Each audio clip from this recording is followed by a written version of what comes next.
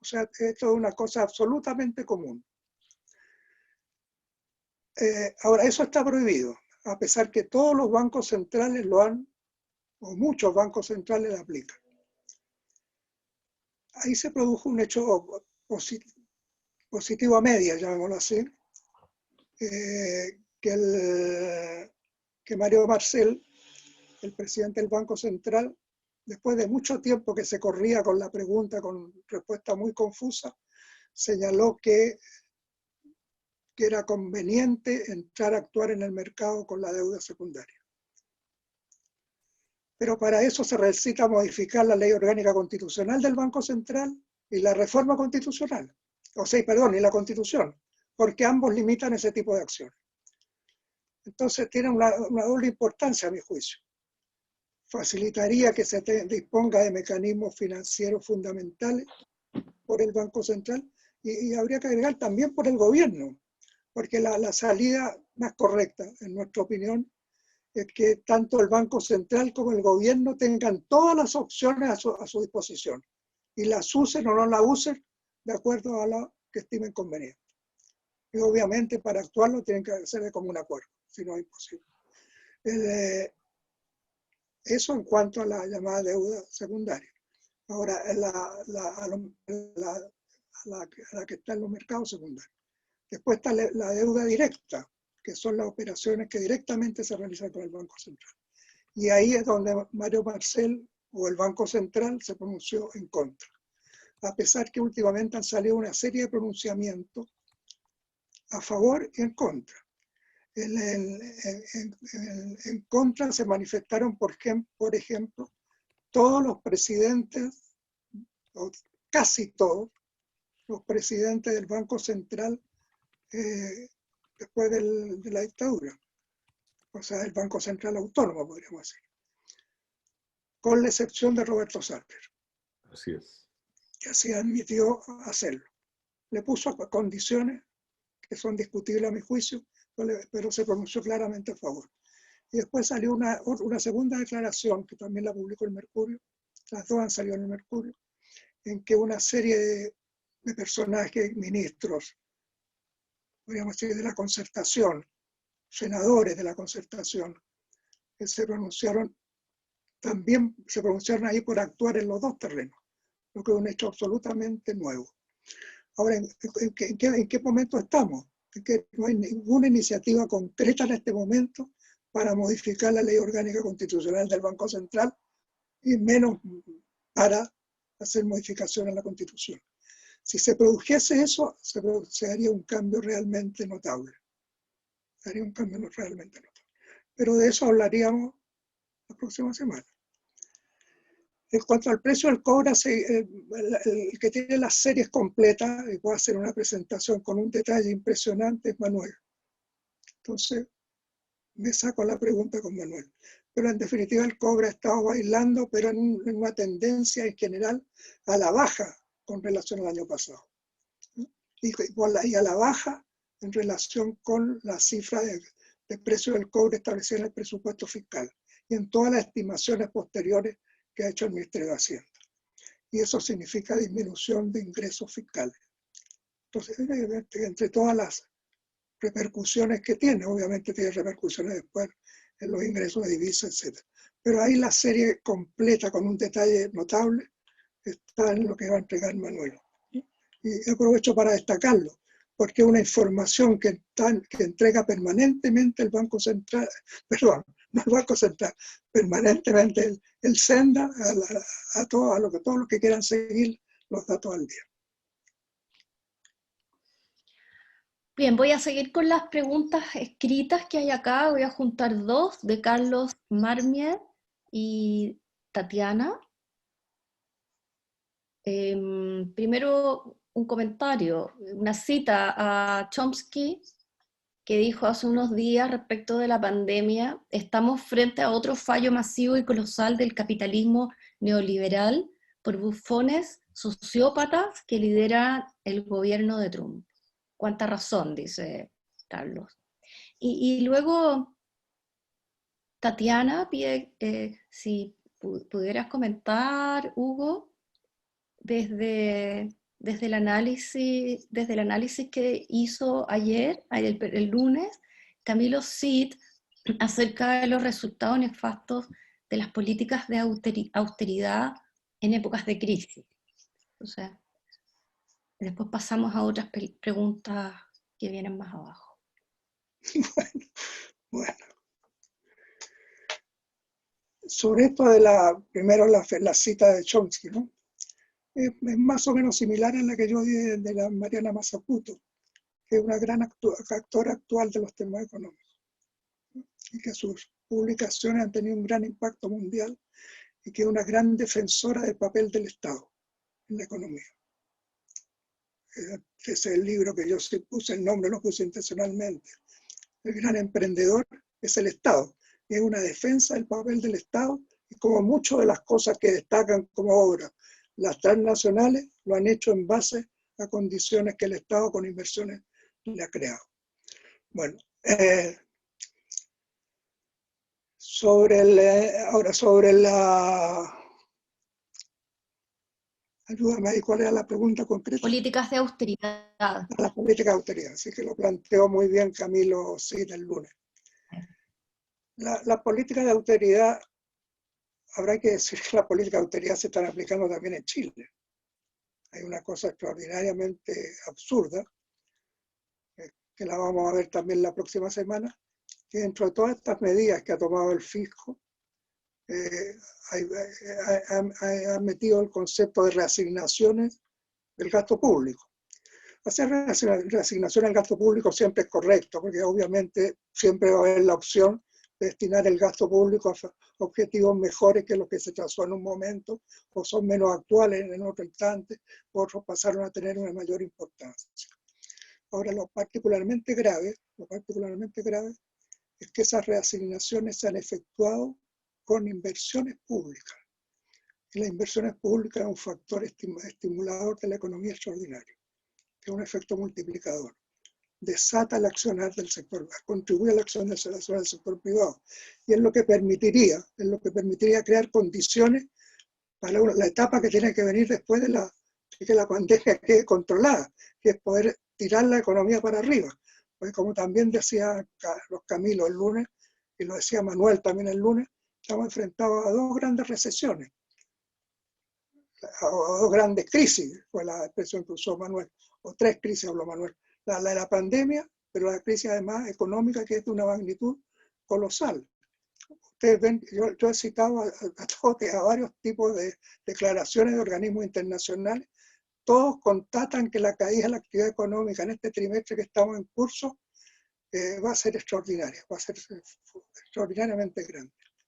Yo por eso puse el título de lo que puse hasta comienzo de mayo, porque seguramente muchas cifras se van a entrar a modificar con una velocidad gigantesca, entre otras cuando salgan los datos de Estados Unidos y la eurozona de este segundo trimestre, que van a hacer un golpe a la opinión pública mundial, me parece extraordinariamente fuerte.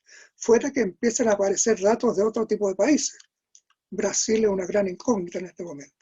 Bueno, pero las políticas de austeridad son políticas que restringen el gasto público. Si estuviéramos en una clase con un curso de economía, diríamos el gasto público es un componente de la demanda interna que tiene efecto multiplicador.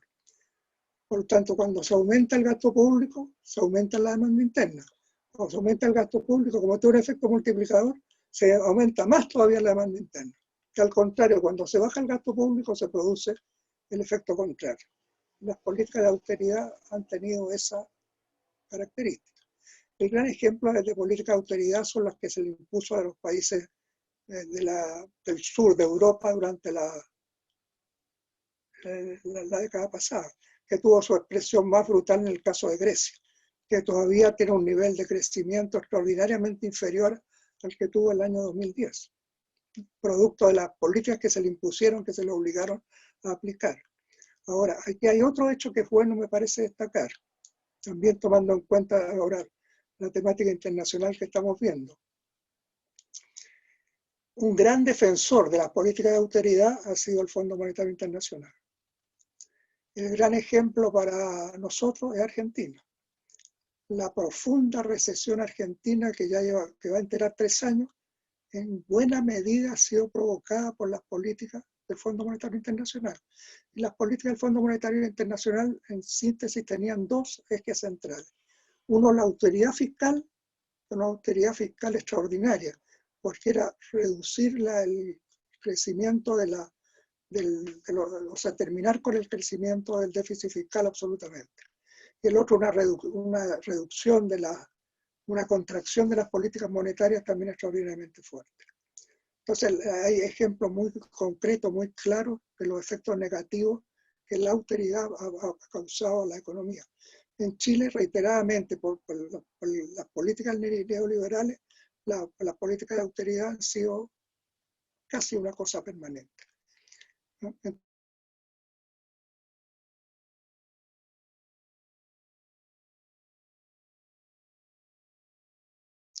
¿Y la otra, Roxana? Perdón, pensé que se había cortado el audio. Sí, y en algún momento. ¿El audio no? Hay otra pregunta, Hugo. Primero, Kona, los menciono así porque así aparecen sus nombres aquí. Ya no sé cuál es el nombre verdadero, pero Kona pregunta por el rol que juegan China y Rusia a nivel geopolítico y económico en la crisis, y cómo, esta es una pregunta muy grande, ¿cierto? ¿Cuáles son sus proyecciones de salida?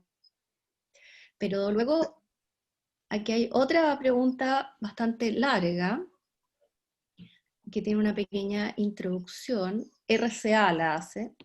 Hace algunos días surgió en medios chinos la noticia de la pronta liberación de pruebas de la nueva divisa ERMB, algo así como el renminbi electrónico, que tendría como propósito convertirse en una alternativa al sistema SWIFT de Estados Unidos. ¿Qué consecuencias tendrá en el plano del enfrentamiento Estados Unidos-China? ¿Cómo impactará en las economías basadas en la renta como la chilena? Eso. Son algo complicadas las preguntas. Sí. Bueno, lo de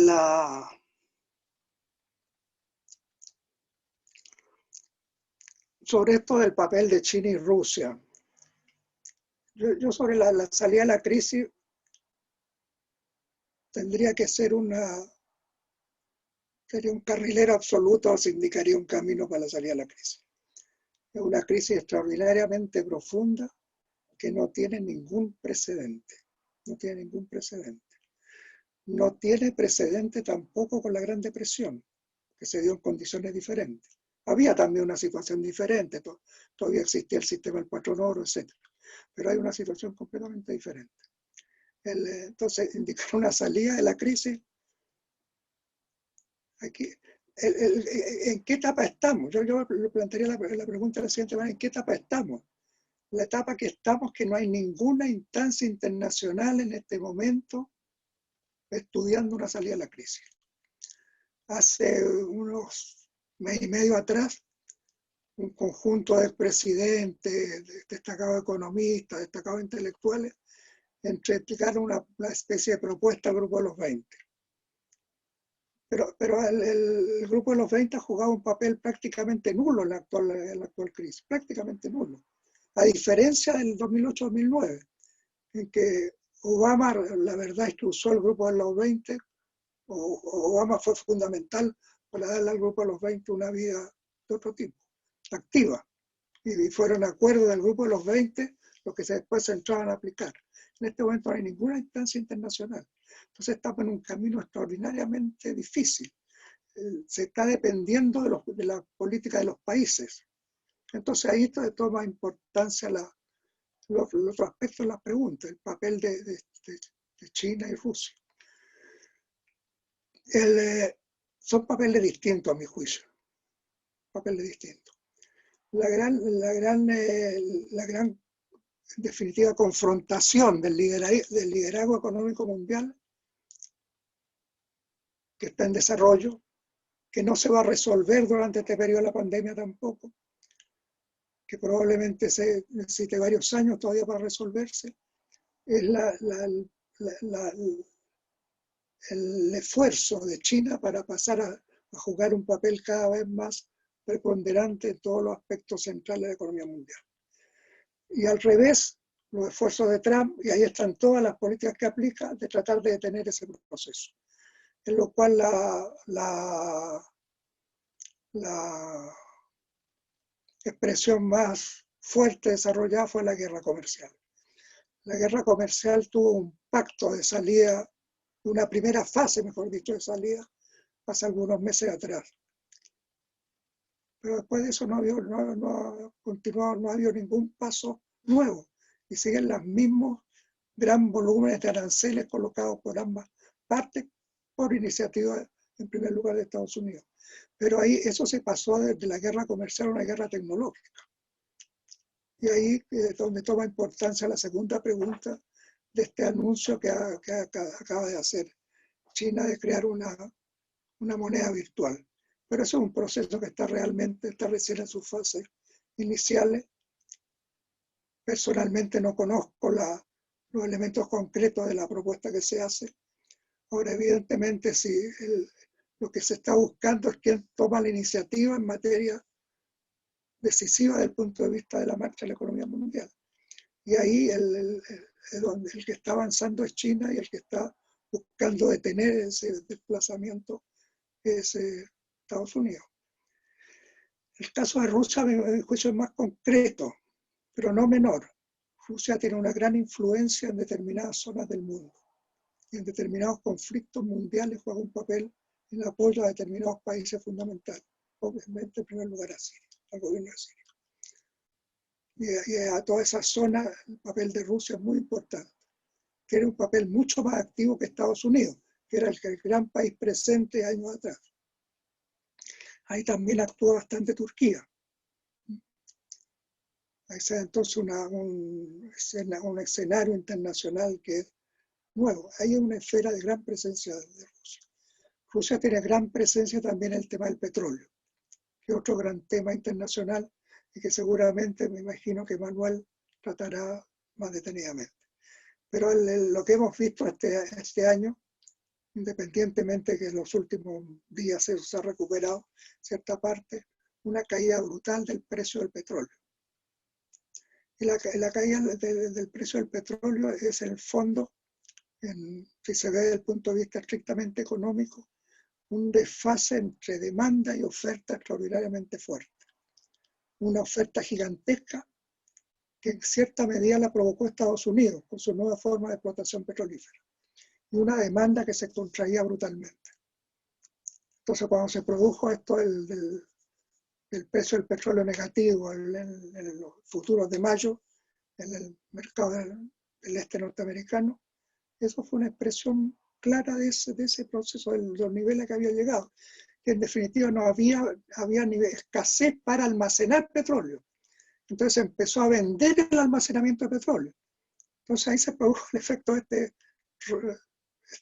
novedoso de que se pagó por guardar, se le pagó a los que para hacer esa operación. Se dio la situación de todo el precio del petróleo negativo. Ahora, ahí hay una gran presencia de Rusia. Ahí la verdad es que se produjo un acuerdo mundial interesante. Pues se produjo un acuerdo en función del precio del petróleo entre la OPEP, con una serie de otros países de fuera de la OPEP, encabezados por Rusia, que el papel fundamental lo jugaba Rusia, pero es que se llegó también a una especie de acuerdo con Estados Unidos.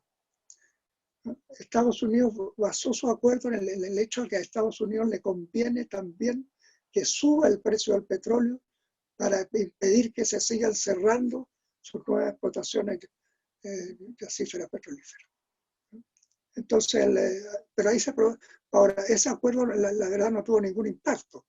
No tuvo ningún impacto porque el desfase entre la demanda y la oferta no lo lograron eliminar con la disminución del petróleo que anunciaron. La disminución del petróleo que anunciaron fue más o menos de la tercera parte del desfase que hay entre demanda y oferta en los mercados mundiales. Ahora, eso se tiene que ir bajando en la medida que me ocurre, se empiezan a producir por los efectos por los dos lados. Pues en Estados Unidos se están cerrando determinadas producciones o están enfrentadas al problema del cierre. Y por otro lado, la demanda mundial obviamente está en descenso. Una de las particularidades de la crisis actual, que es realmente una particularidad, es que es una crisis con shock de oferta y shock de demanda simultáneamente. En la historia económica de los últimos años generalmente había recesiones producto o de shock de demanda o de shock de oferta, pero hay que simultáneamente un shock de demanda muy baja y un shock de oferta. En el caso, por ejemplo, del petróleo fue particularmente elevado. Hasta ahí me parece. Tenemos aquí una pregunta que hace María Soledad Telles. Yo no sé si tú la quieres formular directamente o la leo. ¿Qué prefieres, María Soledad?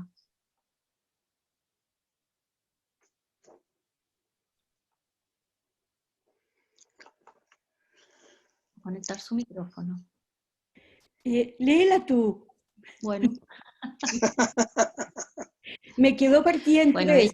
ella no escribe, pero ya te doy una voz. Ahora parece ser que queda claro que la pandemia, con la pandemia, que solo medidas proteccionistas y desarrollistas pueden salvar esta situación de países y la vida de millones. Perdona, empieza antes. Perdón. Lo formulo yo, mira. Ya está en dos. Dice así: desde mi gran ignorancia en temas de economía, quiero preguntar lo siguiente. No quería leer esta parte. A primera vista da la impresión que el neoliberalismo de las últimas décadas ha sido muy favorable a China, que se ha convertido en la fábrica del mundo. Ahora parece ser que queda claro con la pandemia que solo medidas proteccionistas y desarrollistas pueden salvar esta situación de países y la vida de millones. ¿Cómo se condice esto con la situación de China como país quizás socialista? Es más o menos mi pregunta. Eso.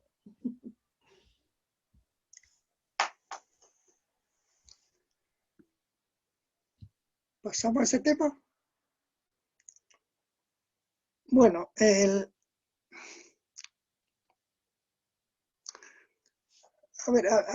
primero a mi juicio, ¿no? Desde el punto de vista, yo me refiero fundamentalmente a la cosa económica. Respecto a la pandemia tenemos una serie de aspectos epidemiológicos o de salud, que eran los analizados por los Camilos el lunes pasado. Yo en esa materia me declaro un oyente de su formulación.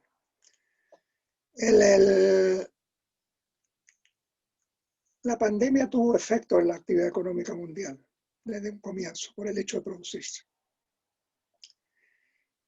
Pero desde el punto de vista de la actividad económica, en mi opinión, el mayor efecto se produce con las medidas tomadas por los gobiernos o por la autoridad de los respectivos países para enfrentar la pandemia. Y aquí el primer ejemplo fue el de China, que más o menos tratábamos de algo analizar en la intervención. China cerró fuertemente su economía, creó una serie de restricciones, cerró ciudades, entonces creó un conjunto de medidas, paralizó actividades fuertemente.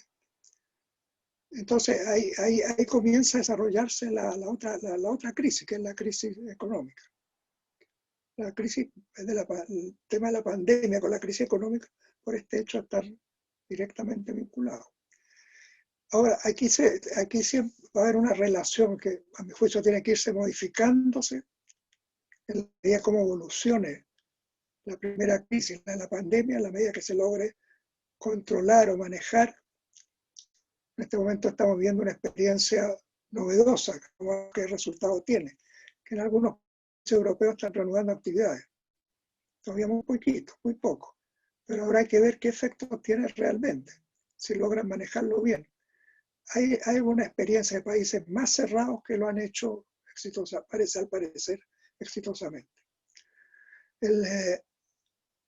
Pero eso está recién en su origen. Entonces, hasta el momento domina el tema de cómo controlar la pandemia, pero está latente un asunto que es de fondo. ¿Cómo no se destruye la economía a un nivel tal que haga difícil su recuperación?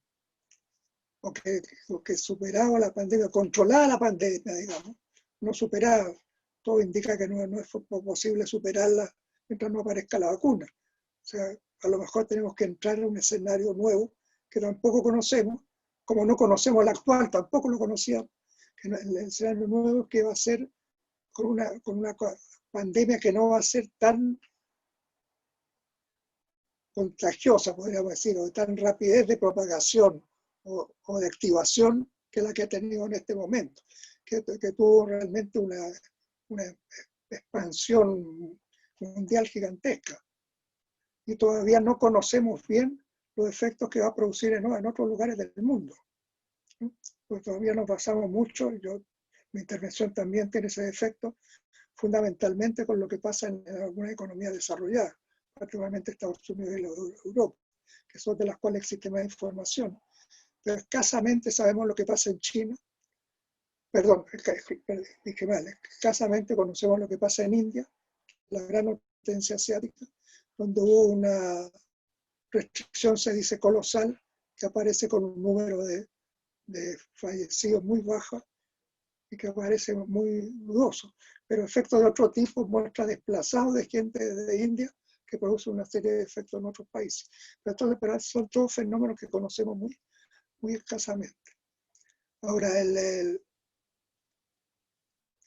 ahí se produce un tema muy complejo de la relación de manejar ambas crisis simultáneamente. Y uno, claro, puede decir que los excesos para los dos lados son malos. Ahora, ¿cuál es el punto de encuentro? Es el que habrá que ir buscando. La experiencia, habrá que ir conociendo experiencias. La experiencia de China todavía no lo conocemos. La experiencia de Corea del Sur, que parece que manejó las cosas de una manera determinada bastante bien, también, por lo menos en mi caso, la conozco muy generalmente. No estaría en condiciones de escribirla, ¿no? Pero eso tiene que irse conociendo mejor. Hay otras que se daban relativamente exitosas que después se demuestra que no son tan exitosas. Están pendientes fenómenos que están por verse, de a dónde va a desplazarse el centro de la crisis de la pandemia, que en este momento en gran medida está en Estados Unidos y en Europa, hacia dónde se desplaza. Ahí parece que es un gran peligro para nosotros que se venga hacia América del Sur.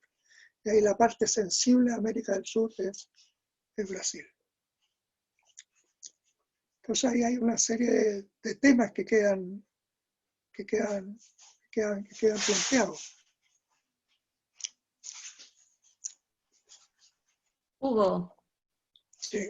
va otra pregunta que se me había traspavelado por ahí arriba, la estoy buscando, de Leonardo Pérez. La voy a leer. Hola, Leonardo. Y también les agradecemos, Manuel ha estado poniendo unos mensajes para que los que quieran se pongan sus nombres y no siglas. Y si quieren prender la cámara, y a varios lo han hecho. Efectivamente, en estas condiciones ayuda a verse un poco las caras, ¿cierto? Ya que no estamos en una sala. Y tiene sus ventajas. Por ejemplo, el mismo Leonardo Pérez no habría podido estar fumando pipa y humeando en el Zenda, cosa que ha estado haciendo todas las clases. Bueno, voy a leer su pregunta. Si la recesión no tiene como causa primordial a la pandemia, ¿cuáles serían las otras causas? Eso, Hugo. Se cortó la lectura de la pregunta. Si la recesión no tiene como causa primordial a la pandemia, ¿cuáles serían las otras causas? A ver, a mi juicio, a ver, ¿cómo la contestaría yo? En las recesiones, volvemos a verlo desde el punto de vista económico, en las recesiones hay siempre un factor que la desencadena, que se llama el shock que provoca la recesión. si uno sigue el curso, por ejemplo, de la recesión en Estados Unidos, que es el que se conoce más detalladamente, que han sido muchas en este periodo después de la Segunda Guerra Mundial, ve que hay diferentes tipos de recesiones. Hay unas recesiones que decía anteriormente son de un shock de demanda, cuando la demanda cae. Hay otros que son de un shock de oferta, que está vinculado mucho a las guerras mundiales o a la gran producción automovilística, que hay un exceso de producción que no puede colocarse, que lleva entonces después a contraerla, que se conoce como shock de oferta. Y hay también un shock de política, que es cuando la recesión se provoca a partir de medidas que se han tomado de política. Y los que adoptan las medidas de política son los gobiernos y los bancos centrales. Frecuentemente ha estado muy unido al movimiento de las tasas de interés. La recesión en que estamos, a mi juicio, discrepando con la pregunta, tiene su origen en la pandemia. Es una crisis que se origina a partir de la pandemia, ¿no? Ahora, la pandemia tiene una particularidad que también lo trataba de destacar en una pregunta anterior, que produce dos shocks simultáneos, de oferta y de demanda, ¿sí? Que es una cosa absolutamente poco, que se den simultáneamente, no es usual, no es lo común. Pero hay que actuar no políticas públicas, porque no son políticas en el sentido clásico de políticas monetarias o fiscales, que es lo que se conoce que pueden provocar ese curso recesivo, no ser el shock inicial de un curso recesivo. Pero son políticas que definen los estados. Entonces lo que pasa a ser de gran envergadura, a mi juicio, para provocar las recesiones es las medidas que adoptan los países, que aparecen como medidas justificadas. Después se pueden aplicar bien o mal, es otro cuento, pero aparece como justificada, que es para dominar o para restringir o para frenar la pandemia, que es la lucha en que se está, incluso también en nuestro país. Después se podrá evaluar si se está actuando bien o mal, es otro cuento, pero eso es lo que se busca, ¿no? Entonces ahí hay una acción realmente de política, de otro tipo, pero todo eso se origina en la pandemia. Se hace para enfrentar la pandemia, o sea, está presente este virus que ha desencadenado un desastre mundial.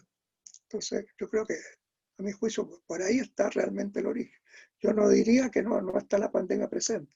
La pandemia presente, pero eso después desató un conjunto de medidas para tratar de contenerla, que son estos confinamientos, restricciones, impedir el transporte, y que conduce a crisis en sectores gigantescos, ¿no? Pues realmente hay crisis, hay sectores que traen una crisis formidable. ¿Para qué hablar de la línea aérea? ¿No es cierto? Si no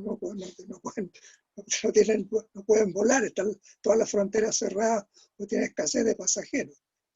Bueno, los restaurantes, que no pueden, una de las primeras medidas que se adoptan es cerrarlos, o los hoteles.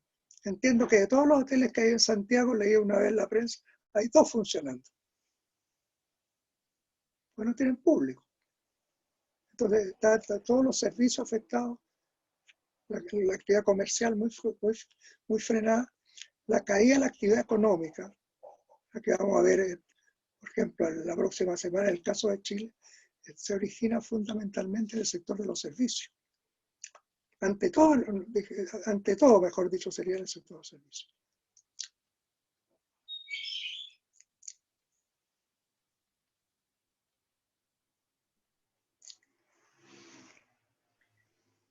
No sé si alguien quiere agregar alguna pregunta que no la haya escrito. Sí, a mí me gustaría, soy Pilar, a mí me gustaría, aparezco como Robert Koch,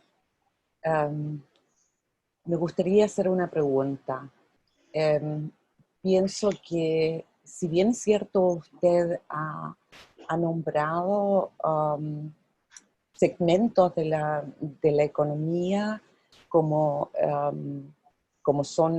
es la gran industria del turismo, la crisis de las, bueno, no tan solo de los vuelos, sino que también de los transatlánticos y del turismo en general, que es pienso que es uno de los segmentos, por lo menos tanto en Chile como gran parte del mundo, uno de los segmentos importantes en estas economías consumistas que tenemos o que nos caracterizan con servicios.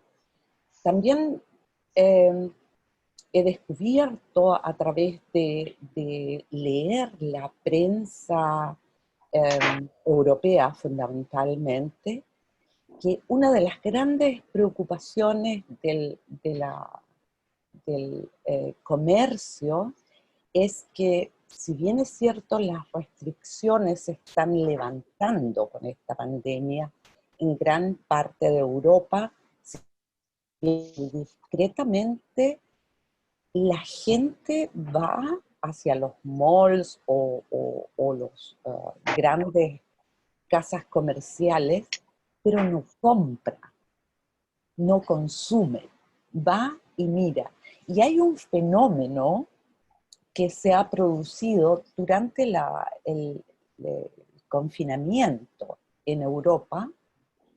Muchas mujeres, muchos hombres también, empezaron a transformar la cantidad de cosas que han comprado y consumido durante todo este tiempo, y ya no compra, por ejemplo, llega pronto el verano en Europa, y ya no compra ropa, sino que transforma su ropa y aprovechó todo el tiempo que estuvo en confinamiento y ya no consume. Bueno, viendo las noticias aquí en Chile, veo, por ejemplo, que la lana en el sur de Chile no se ha podido vender. Y no se va a poder vender ni va a poder salir fuera porque estamos desfasados en las etapas del año. Tenemos en Europa ya el verano, y la producción de lana generalmente se vende para los inviernos. Bueno, hay pienso que esta crisis económica, como lo decía usted, va a ser muy, muy fuerte y que va a tomar todos los segmentos de la economía y de la sociedad. Porque precisamente mirando lo textil, vemos que a las trabajadoras de los países como Bangladesh, donde la industria textil manda a hacer toda su ropa, las grandes casas comerciales como H&M, Zara, etcétera, etcétera, no le pagaron durante el confinamiento el sueldo a las trabajadoras en esos países. Es decir, en una gran parte de Asia no se pagaron esos sueldos, y hoy día esas mismas firmas dicen que la ganancia es tan poca que no le van a poder pagar el sueldo completo.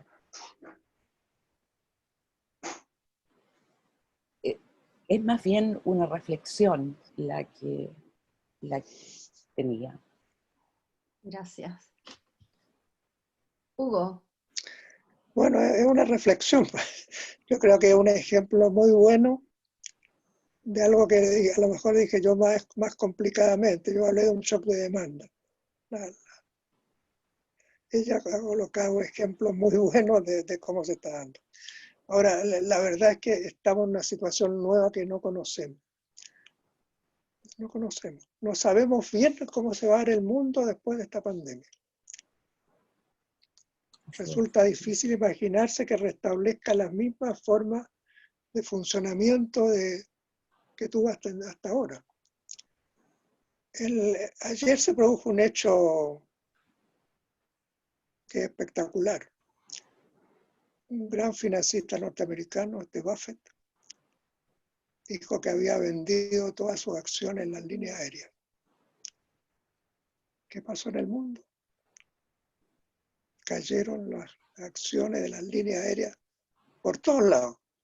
hay que decir Latam, que esas ya están cerca del suelo, pero cayeron en todos lados. Y él hizo la siguiente reflexión. Dijo, es muy difícil, no lo dijo así, pero lo que dijo es que era muy difícil concebir que el mundo restableciera, después de superar la pandemia, el mismo movimiento de personas notable que había el año pasado, que se movían personas en el mundo Así acá, de un lado para otro en cada momento. Las reuniones internacionales ahora se están haciendo en videoconferencias, ¿no es cierto? Cada vez más común, y destaca la prensa que no se vieron y muestra los casos excepcionales en que se reúnen en alguna parte determinados personajes. Pero eso desaparece restableciéndose el funcionamiento para superar la situación. Seguramente no. Nos vamos a encontrar con un mundo diferente. Vamos a enfrentarnos a temas diferentes, a problemas diferentes. Ahora, todo lo que tú planteas muy bien, pusiste ejemplos muy buenos, es el cuadro del shock de demanda que estamos enfrentados. Entonces no hay capacidad, la capacidad de compra se está frenando. Entonces puede darse, tú colocaste muy bien ejemplos, que haya determinadas producciones pero no las compran. Seguramente ninguno caso todo es absoluto. Seguramente hay determinado tipo de empresas que en este escenario están haciéndose la torta, ¿no?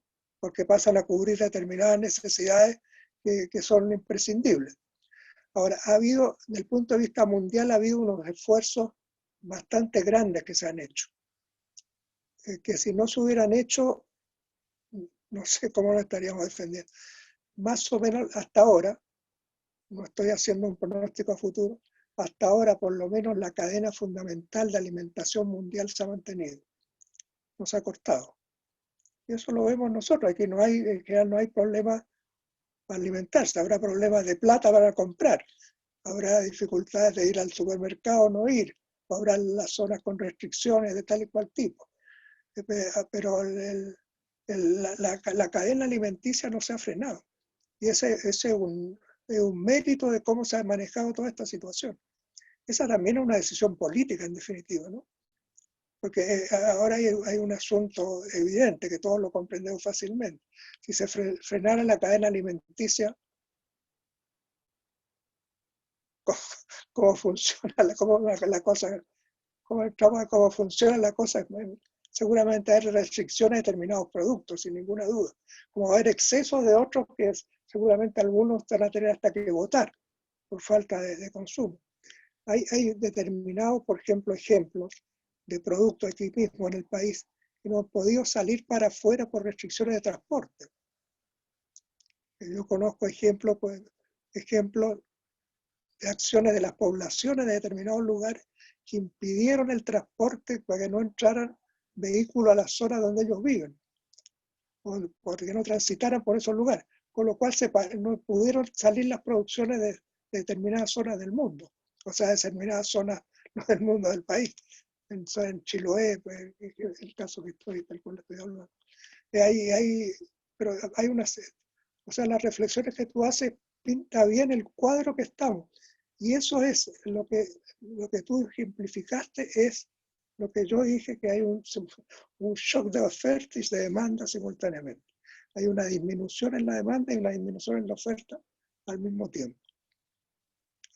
Ahora, obviamente que eso después se va buscando encontrarse en algún punto.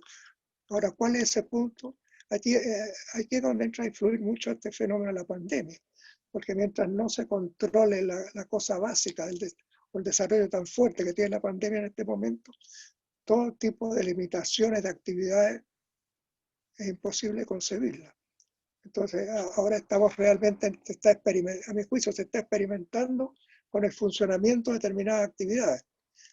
Ahora, algunas actividades se han abierto en zonas en que no había realmente ningún problema. Por ejemplo, en el caso de nuestro propio país, Falabella ha abierto sus tiendas en una serie de lugares que no han tenido ningún problema de coronavirus. No hay ningún problema, pero son lugares que no son los grandes lugares ciudadanos, ¿no? Entonces ahí ha abierto oficinas locales. Entonces realmente la reflexión nos ayuda, nos coloca frente al problema que existe. Ahora, ¿cómo se maneja hacia el futuro? Ese es el gran desafío que está planteado, y es difícil imaginarse que el mundo va a ser igual al que conocíamos. Y esto es válido también para todos.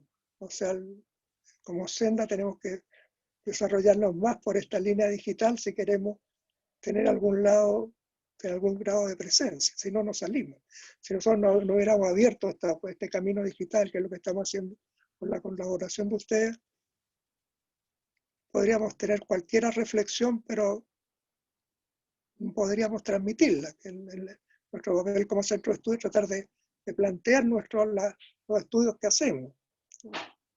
Y que realmente la verdad concreta tiene un grado de salida hacia afuera relativamente marcadamente restringido, por incapacidades nuestras también, etc. Y de ahí la importancia de este tipo de actividades como la que estamos haciendo. Que para nosotros es un desafío, también estamos aprendiendo con ustedes.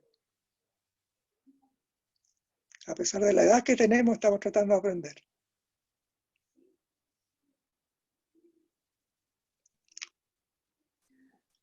Tenemos unas últimas preguntas aquí.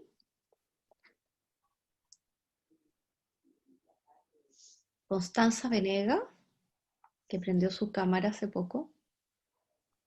¿Se puede entender esta crisis bajo la teoría de las ondas largas de Kondratiev? ¿Esto puede jalonar transformaciones tecnológicas en la producción? Y María Soledad Telles también pregunta, ¿se puede recurrir a Marx para este fenómeno tan insólito y nuevo?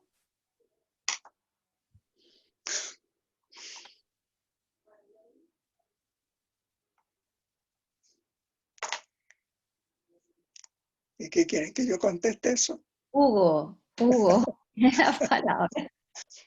A ver,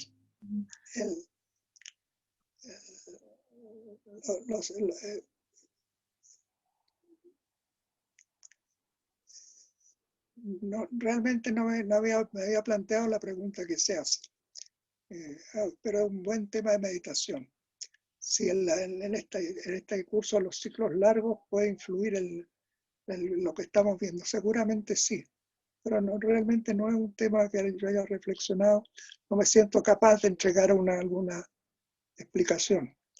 Ahora, el pensamiento de Marx siempre es útil, siempre que seamos capaces de construir el pensamiento de Marx aplicando a la realidad actual, ¿no? Porque Marx vivió hace 2 siglos atrás, ¿no? Entonces en un mundo totalmente diferente, en otra etapa. Ahora, él dio los lineamientos del desarrollo del capitalismo de una forma genial, y muchas de las cosas que él afirmó nos sirven de base para los análisis, pero tenemos que ser capaces de trasladarlo al mundo actual. Ese es un gran desafío que tenemos, un gran desafío de cualquier intelectual, del que quiere dedicarse a este tipo de temas, cómo desarrollamos estas cosas en el mundo, en nuestro mundo. Entonces, la pregunta yo la contestaría de esa manera simplemente. Sí, en la medida que seamos capaces de traducir el fondo del pensamiento de Marx y proyectarlo a la situación actual.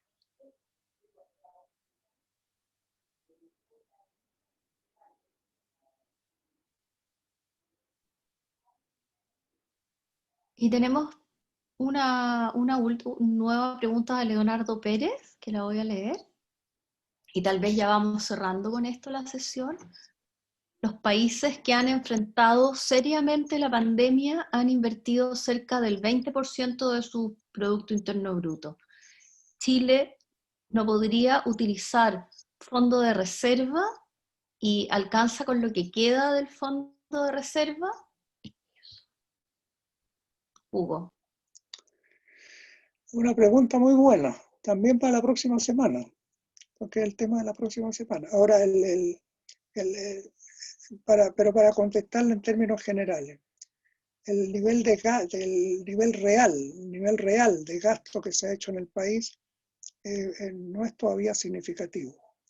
Pues las cifras que entrega el gobierno son cifras, o el Ministerio de Hacienda son cifras que están sumando varias cosas diferentes. Hay aumento efectivo del gasto público pero hay otras cosas que son reasignaciones, hay cosas ingresos que se posibilitaron a partir de medidas de impuestos o que se postergaron. Eso ha creado algunos líos colosales que no se pidieron.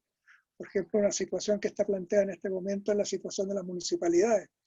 Las municipalidades están casi todas en una situación económica muy difícil, salvo ser probablemente las muy grandes, incluso las muy grandes están en dificultades, por un hecho muy concreto, porque el gobierno, y yo creo que esa fue una medida poco atinada a mi juicio, para mejorar los ingresos de determinados sectores de la población, pues cuando se restringió cuando se postergó el pago de los vehículos,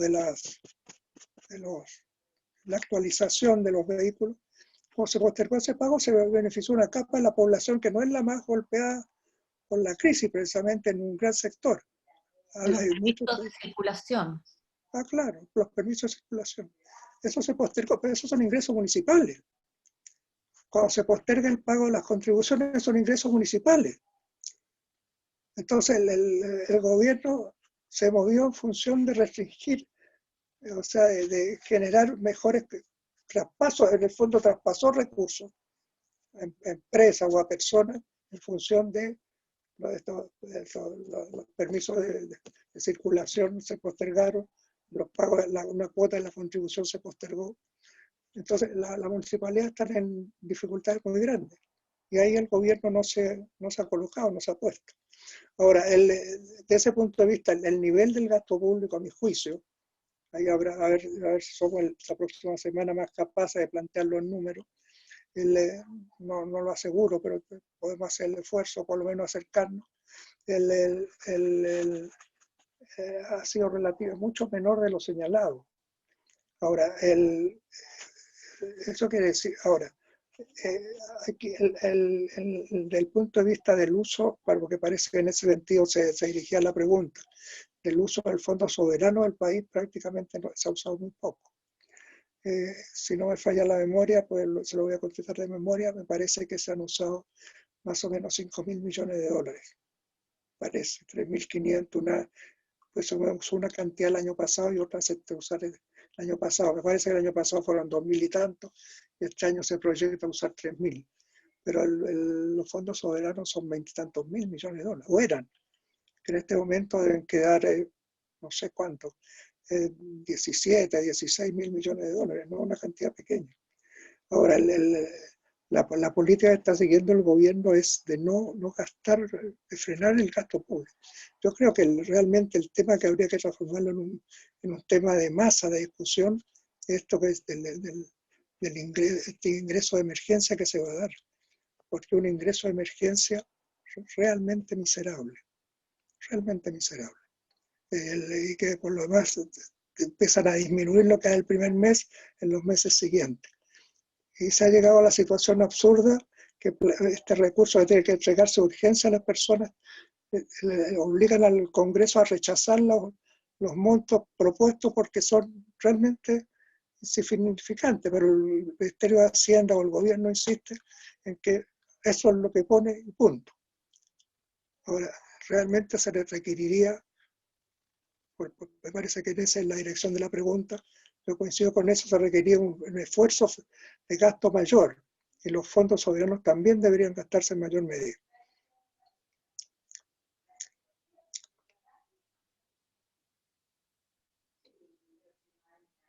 Manuel, ¿quieres decir algo tú? Ya que pusiste un comentario aquí al final.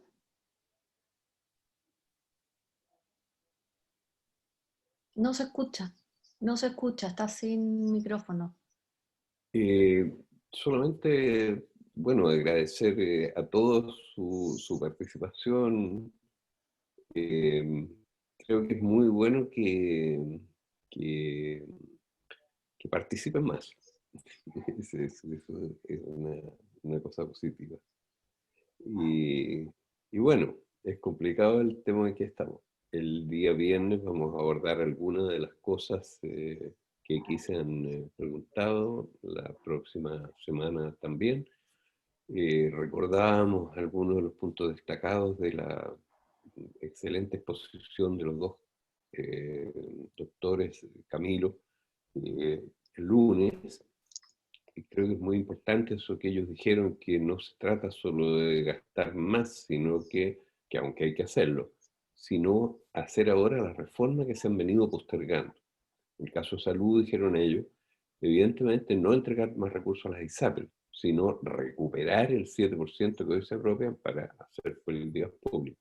Y Hugo ha mencionado varios aspectos que hay que reformar ahora, por ejemplo, cambiar la Constitución para que el Banco Central y el gobierno puedan hacer lo que tienen que hacer. Y eso es una reforma constitucional importantísima. Creo que es un mensaje muy potente que entrega Hugo hoy día, porque es efectivamente hay que hacerlo. Camilo Vaz nos ha acompañado en la sesión de hoy también, aquí está presente. Bueno, no sé si quieren hacer alguna pregunta final o terminamos aquí esta sesión y nos despedimos. ¿Les Creo parece? que Camilo, todos están esperando que diga algo. Pero también Carlos Marmier también levantó la mano. Tú puedes activar tu micrófono y Hola, hablar. buenas noches. Y Camilo Vaz también después. Buenas noches a todos y a todas. Compañeros, muchas gracias. Consulta, referente a todo lo que han hablado, muchas gracias también. Pregunta, lo que pasa es que el día de hoy me enteré que la presidenta Ana Botín, la presidenta de Banco Santander, donde trabajo yo soy ejecutivo del Banco Santander, va a donar, no a prestar, a donar la suma de 6 millones. Hoy día hablaba con otros dirigentes sindicales vía WhatsApp, cosas que son completamente inentendibles en el panorama mundial actual, como un banco, en vez de invertirlo en sus trabajadores, en su gente, en su infraestructura, etcétera, o en pymes que realmente lo necesiten, Ana Botín declaró, y hoy día fue noticias de todas partes, 6.000 millones donará a la Coca-Cola para reimpulsar la economía. Algo que es irrisorio. Me gustaría saber su opinión, don Hugo, si es posible. Muchas gracias.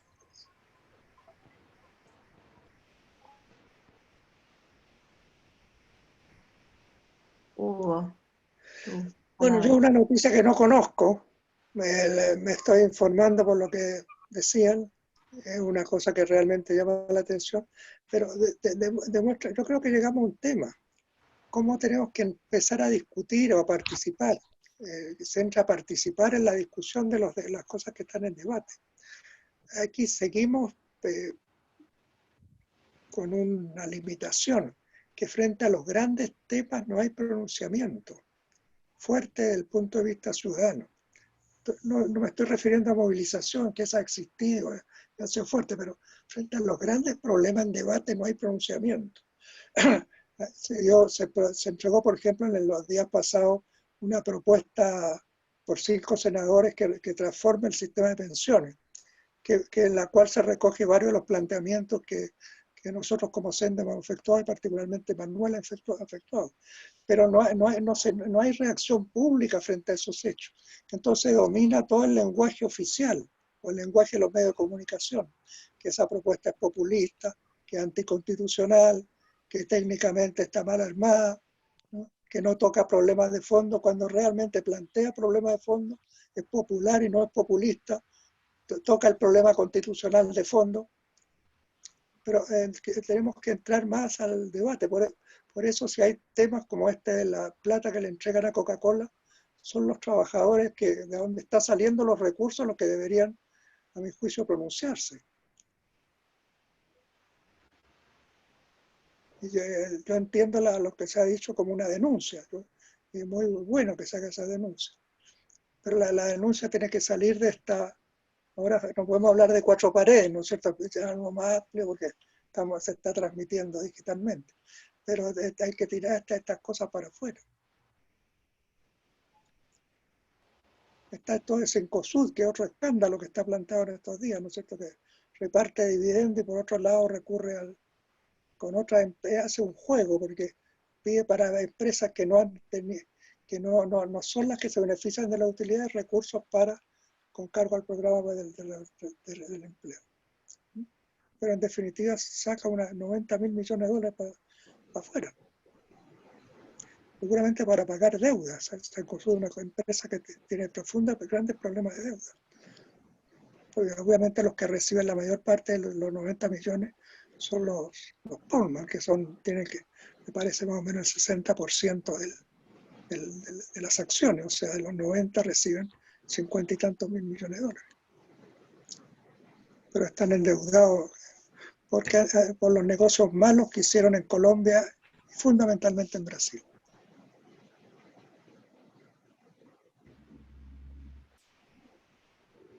Cindy pregunta allí.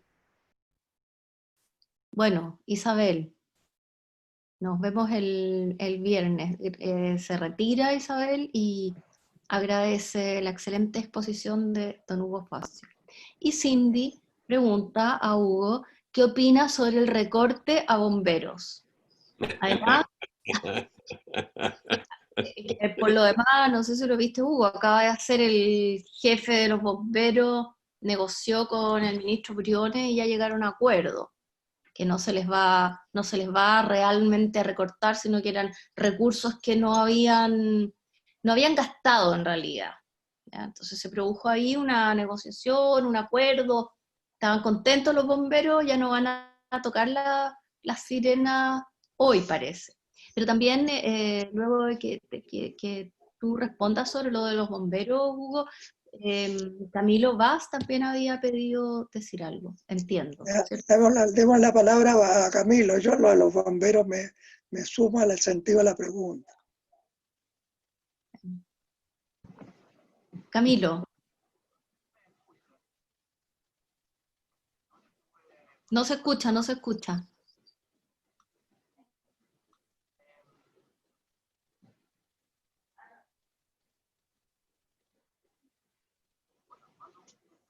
No. Sí, no se escucha, tenemos el mismo problema que el lunes, pero escribió aquí en el chat para que todos lo vean, agradece las charlas y comparte una columna publicada hoy en la página de la Escuela de Salud Pública de la Universidad de Chile. Atención primaria y estrategia comunitaria.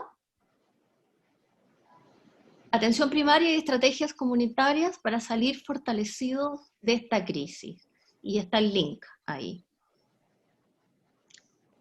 Y Tatiana dice, las ollas las podemos tocar igual, sí. Es cierto, nos va a tocar. Bueno, yo creo que estamos como para despedirnos ya.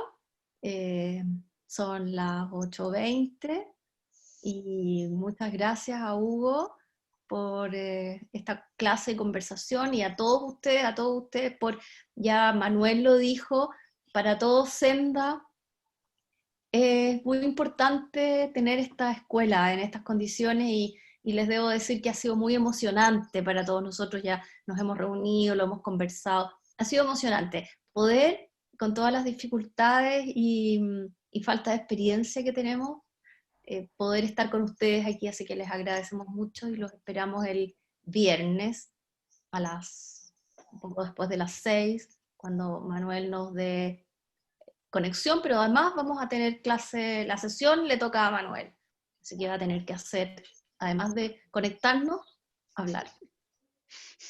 Muchas gracias, Hugo, buenas noches y buenas noches a todos. Cuídense mucho. Aplausos, aplausos. Gracias, Hugo. Bueno, gracias a ustedes. Buenas noches, gracias. Un gran aporte como siempre. Buenas noches. Chao, Pili. Chao. Chao, buenas noches, muchas gracias. Buenas noches, Rodrigo.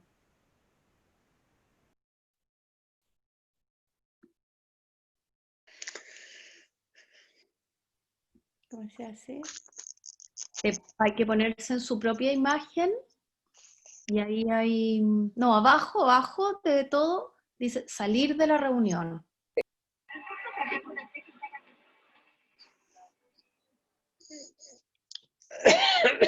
La reunión, ¿dónde está? No tengo, Tienes que mover el cursor.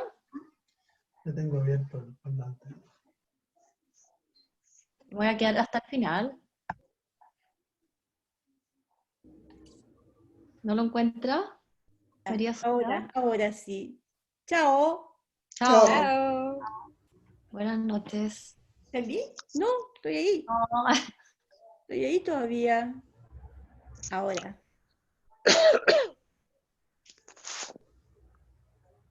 Ahí sí. Ya, buenas noches. Que estén bien. Buenas noches. Qué buena la clase. Hablamos mañana. Chao. Chao. Gracias, Roxana. Hugo, Chao. Pedro, Manuel, Mercedes. Ahora me decía que esperáramos un momento. ¿Quién? Sí, yo le había pedido, creo que Me habías Pedro comentado mismo. que esperáramos un momento a finalizar. No, te decía a ti, bien. si era para escuchar un poquito. Fíjate, oye, que yo quedé realmente impresionado por la clase del lunes, el resultado, porque bueno, y ahora se confirma también en el sentido de que el lunes fue, yo creo, de las sesiones mejores que ha tenido la Escuela Senda nunca, a lo largo de toda su historia. Es por el número de participantes, por el número de inscritos, por el número de los que pagaron, por la participación, por la forma en que se veían. Por primera vez logramos que se vieran los gráficos perfectos. En Senda era una tortura eso, porque Bueno, te proyectaban el no lo lograste. gráfico en la cara. No lo lograste tú, Eh, el Zoom. el Zoom, claro, No hay cómo verlo mal. no, No, pero puede. funciona, me refiero.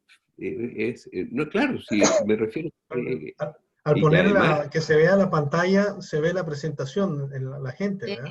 sí. claro, se ve magnífico, se ve clarito. Sí, se veía súper. Sí, y Hugo, además, fíjate, y la clase de hoy estuvo estupenda, salió ¿Cómo te perfecto. sentiste, bueno, Hugo? y Sí, la ¿cómo lectura fue para salió ti? impecable.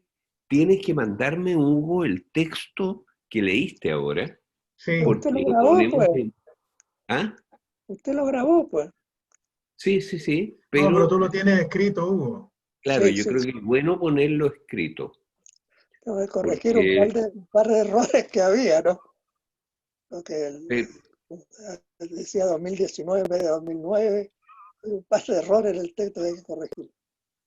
pero Sí, de pero todas maneras, importante, ahí lo importante abonamos un poquito. tenerlo como texto. Claro, es bien importante, además que es súper bueno. Tú estás grabando todavía, recuérdalo. Ay, diablo, sí, voy a cortar la grabación de inmediato.